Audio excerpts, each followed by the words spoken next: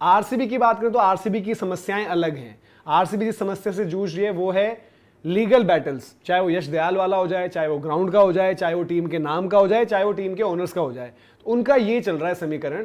तो I think अगर हम बात करें अभी आरसीबी की ही, आरसीबी में धीरज भाई आपको जो हम एक चर्चा चल रही है कि उन्होंने भी अपडेट, फाइनली आरसीबी जाग गई है। एक टीम जो सोशल मीडिया पर बड़ी एक्टिव रहती थी वो बीच में तो बंद हो गई थी बिल्कुल ही, क्योंकि स्टैम्पीड का मामला था, लेकिन अब वो फैन इन्वॉल्वमेंट को उन्होंने लिया है। तो फैन पल्स क्या कह रहा है कि आरसीबी को आज क्या चाहिए? आरसीबी चैंपियन है, पहली बारी एक रुतबे के साथ आ रही होगी, टीम भी अच्छी है, कुछ बट ग्लिच ऐसे हो गए कि भाई यश दयाल नहीं होंगे तो आपको स्ट्रेट अवे 11 का बंदा चाहिए। तो फैंस का पल्स क्या है और आपका क्या असेसमेंट है? देख, फैंस का पल्स तो आई थिंक सबसे पहले तो फैंस का पल्स तो वही है कि यार नाम आपका सेम रहे, आरसीबी का नाम ना बिगड़े, क्योंकि वो लेने में दिक्कत होती है। ऑनर बदले ना बदले, ग्राउंड देखो अब आपके पास सबसे बड़ी दिक्कत है कि ग्राउंड कौन सा मिलता है। अब चिन्ना स्वामी तो है नहीं, चिन्ना स्वामी वैसे भी बॉलर्स के लिए कब्रिस्तान होता था, तो अब बॉलर आपको चिन्ना स्वामी के हिसाब से आप हमेशा वैसे ढूंढते थे, मतलब इस बार से स्टार्ट किया आपने, तो बॉलर आप ऐसा लो कि जो ऑल कंडीशन वाला बॉलर हो, और ऑल कंडीशन वाले बॉलर अब इतने हैं नहीं। नए लड़के पे आप दाव खेल नहीं सकते, क्योंकि आप थोड़ा सा देखो, ठीक है भले एक साइड हेजलवुड है, एक साइड भुवनेश्वर कुमार है, बट आपको ये भी देखना होगा कि किसी दिन भुवी का खराब आ गया तो कोई दूसरा बंदा हो जो संभाल सके। और यश दयाल ने वो भरोसा अर्न कर लिया था, ताकि आपको याद होगा कि भाई यश दयाल को हमने रखा और सिराज को रिलीज किया, तो उन्होंने वो भरोसा अर्न किया था।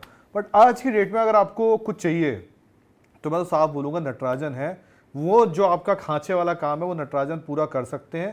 कि बस ये है कि वो फिटनेस उनकी सही हो, अगर फिटनेस सही है तो भाई आप जितने में 10 करोड़ में भी है तो बुरा नहीं है। वो दिल्ली के पास है, दिल्ली ऑब्वियसली बात है रिलीज करेगा उनको, पर अगर वो मिल जाए तो उससे बड़ा तो हमारे लिए कुछ है नहीं। आप मतलब नटराजन के लिए कितना देना चाहते हो? 10 करोड़।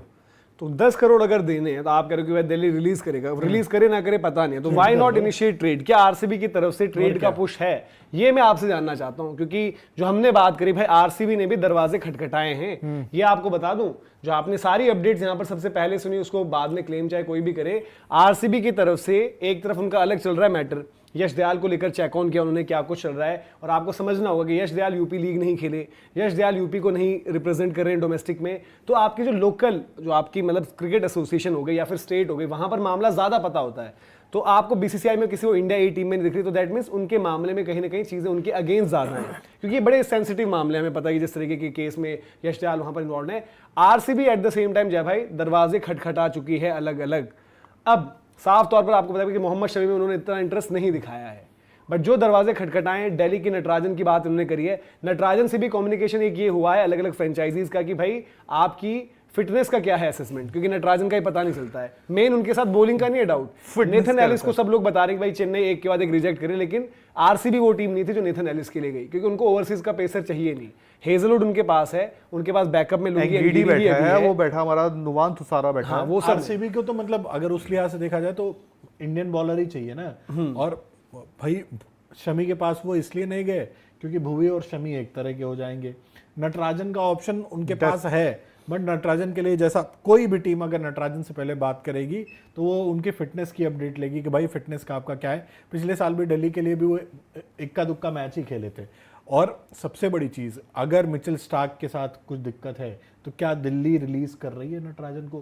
क्योंकि लेफ्ट आर्म पेसर उनके पास 2 है, वो बड़े आराम से एक को छोड़ सकते हैं। यार मेरा ही मानना है कि दिल्ली ने अगर पिछले सीजन जो बात ही आई थी भाई कि उनकी इंजरी थी तब भी उनको रखा, तो दिल्ली का अगर आप स्क्वाड देखो, दिल्ली के पास पैसे का उतना चैलेंज वैसे नहीं, क्योंकि देखो जेक फ्रेजर मैकगर, फैफ डुप्लेसी, अब नटराजन अगर ठीक है, जो मैं कह रहा हूँ कि भाई जो निकल कर आया, जो उनकी फिटनेस वाइज वो ठीक है, तो दिल्ली को भी उतना छोड़ना नहीं चाहिए, क्योंकि देखो दिल्ली भी पिछली बारी थोड़ा सा परेशान थी। मैं वही तो कह रहा हूँ, इन दोनों के केस में वही चीज है कि मिचेल स्टार्क से आप पूछो कि भाई अवेलेबिलिटी का क्या है, आप आ रहे हो, उनकी वाइफ आएंगी, WPL खेलेंगी उस दौरान पे। मिचेल स्टार्क तो खेलेंगे, छोड़ेंगे मुकेश को छोड़ेंगे, मिचेल स्टार्क रहेंगे, क्योंकि देखो मिचेल स्टार्क ने आपकी क्रिकेट छोड़ दी है अब in terms of T20 international, but at the same time the moment कोई प्लेयर ये बोल रहा है कि मैंने यार T20 छोड़ दिया है बट मैं लीग्स खेल रहा हूँ, तो IPL खेल रहा है। और मिचेल स्टार्क का हमेशा डिसीजन इन्फ्लुएंस रहता है उनके, एक तो प्रायोरिटी ऑस्ट्रेलियन क्रिकेट को, दूसरी फैमिली को। अलीसा हीली यहीं पर होंगी, WPL के बाद IPL होना, तो उनका एक लंबा होना नहीं है, एशेज हो चुका है ना, वही बोलो एशेज उन्होंने खेल लिया है। T20 वर्ल्ड कप देखो मिचेल स्टार्क ने भी इसलिए छोड़ा, मिचेल स्टार्क को बता कि 1-2 साल हैं जो मैंने पैसे छोड़े सालों साल, वो मैं कमा लूं, तो क्या उसके चलते या तो मिचेल स्टार्क ऑक्शन में आना चाहते हैं? आई डोंट थिंक दिल्ली को रिलीज करना चाहिए नहीं, नहीं, उनका लफड़ा नहीं है, क्योंकि फिर बाकी टीम तो केकेआर वापस जाएगी फिर मिचेल स्टार्क के पास, बट आरसीबी के लिए ऑप्शंस और नहीं नजर आ रहे अभी। प्रॉब्लम ये है ना, जो आप जिस चीज की जिक्र कर रहे हो, अब दिल्ली के बॉलर्स कौन कौन है? मिचेल स्टार्क है, नटराजन उन्होंने है, चमीरा भी खिलाया, बढ़िया चमीरा नाम लिया है, मुकेश कुमार है, फास्ट बॉलर, तो वो वाली बात है ना यार। आप छोड़ोगे, आप ऐसा तो है नहीं, देखो इनकी भी दिक्कत है टॉप ऑर्डर में, आप कुछ भी मानो या ना मानो, इनकी भी दिक्कत है। जब ये संजू सैमसन के लिए जा रहे थे, क्योंकि उनको भी पता भाई 1 2 3 में हमें चाहिए ना, और ये भी हो सकता है वेंकटेश अय्यर के लिए कूदेंगे, हाँ जाएंगे ऑब्वियसली। और एक ओवरसीज ओपनर भी देखो, इनकी भी ओवरसीज की कॉम्पोजिशन सेट हो सकती है। एक देखो चमीरा ये खिलाएं ना खिलाएं, अगर आपका इंडियन बॉलर से तो नहीं खिलाओगे ना। सपोज आपके पास नटराजन फिट है, तो आप एक चमीरा को बोलोगे कि भाई हमारा ओवरसीज एक आ जाएगा, इनके स्टब्स ने खेलना है, इनके लिए एक ओपनर खेलेगा विदेशी जो रहेगा, इनके लिए एक जो हम बात करेंगे मिचेल स्टार्क एक रहेगा, चौथा इनकी चॉइस है। करुण नायर Spinner में इनके कितना पास ट्रस्ट है। रखेंगे? अब हर बार थोड़ा ना होगा, वही कह वाली रहा हूँ। बात और है। स्टिल उनके पास बैटिंग ग्रुप फिर भी ठीक है। उनके लिए मसला वही है ना कि आप अगर नटराजन के सपने देख रहे हो, ट्रेड के लिए इनिशिएट भी किया, बातें भी गई हैं, बट आपके पास लाइकली कैंडिडेट्स और कोई है? यश दयाल का देखो लाइक फॉर लाइक नहीं मिलने वाला, वो तो पता वो है। यूटिलिटी अलग थी यश दयाल की, इंडियन डोमेस्टिक बॉलर, सारे फेजेस में बॉल डाल देना, बड़े मैचेस में टेम्परामेंट शो करना। बट अब और क्या है कि भाई इफ नॉट यश दयाल, तो आप रिलीज फिर क्या उसके चलते लिविंगस्टन को भी कर दोगे, लुंगी एनगीडी को भी कर दोगे, क्या करने वालों? स्ट्रेटेजिकली क्या जाएगी आरसीबी? नहीं, अगर फिर वो होगा तो फिर हमें तो रिलीज करना ही पड़ेगा ना, क्योंकि फिर आपको ऑक्शन में किसी ना किसी का आपको वेट करना पड़ेगा, देखना पड़ेगा भाई कौन सा बॉलर आता है।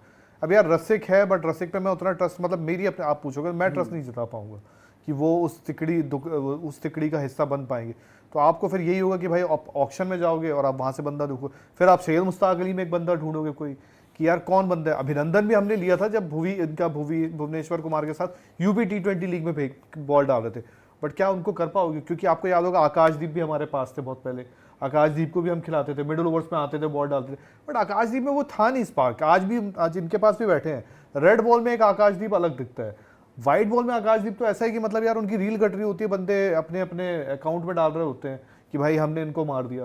तो फिर आप उस हिसाब का बॉलर आपको ढूंढना पड़ेगा और फिर आप ऑक्शन का ही वेट करो। बट जो आप कह रहे हो कि भाई रसिक सलाम ने कम से कम आईपीएल में अपने आप को 2 साल दिल्ली के लिए जब वो खेले, उन्होंने अच्छा किया था। कोई नया बंदा ले आओगे, कोई सैयद मुश्ताक से उठाओगे, उसको आके आजमाओगे, उससे बेहतर है। और अगर आपका ग्राउंड चेंज हो रहा है, चिन्ना स्वामी की जगह कोई और ग्राउंड हो रहा है, तो वहां तो आपके लिए रसिक इंपॉर्टेंट हो सकता है, यूजफुल हो सकता है। तो नहीं, मेरा पॉइंट है कि देखो आरसीबी को थोड़ा सा ना कुछ चीजें रीजिग भी करनी पड़ेंगी। जैसे वो हेजलवुड नया बॉल नहीं डालते थे, अब क्या है ना कि देखो रसिक 1 चेंज प्लस बाद के लिए आईपीएल में दिल्ली के लिए उन्होंने काम किया, तभी इंप्रेस किया था। अगर देखो आपको प्लान सारे ये नहीं कि आज मैं बोलूं कि मैं लिविंगस्टन भी छोड़ दे रहा हूं, मैं लुंगी भी छोड़ देता हूं और मेरे को कोई मिल जाएगा। कोई मिल जाने में टॉप बॉलर आप एक्वायर नहीं कर पाओगे। अगर ये सोच रहे हैं मैट हेनरी के लिए नहीं हो पाएगा।